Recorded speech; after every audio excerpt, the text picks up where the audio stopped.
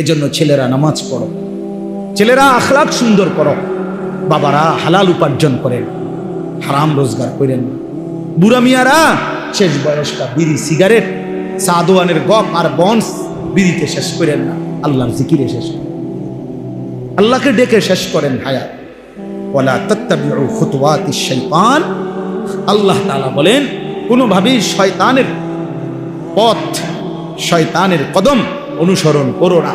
প্রতিটা গুনাহই শয়তানের পথ, সেখানে যেও না।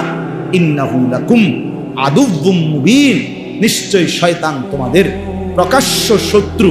অর্থাৎ শয়তানকে যদিও দেখা যায় না, প্রত্যেকটা গুনাহই শয়তান, প্রত্যেকটা নাফরমানি, প্রত্যেকটা মন্দ চিন্তা এটাই শয়তান। কাজে এটা স্পষ্ট, শয়তান কোনটা, যেটা গুনাহ এটাই শয়তান,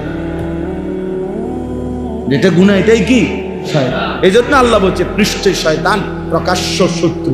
মানে যদিও শয়তান আমাদের কাছে মনে হয় সে তো দেখি না আমি, না না, প্রতিটা গুনাহই এটা কি শয়তান, এটা তো প্রকাশ্যই। এই জন্য ভিন নারীর হাসি এটা প্রকাশ্য দেখা যায়, এইটাই শয়তান।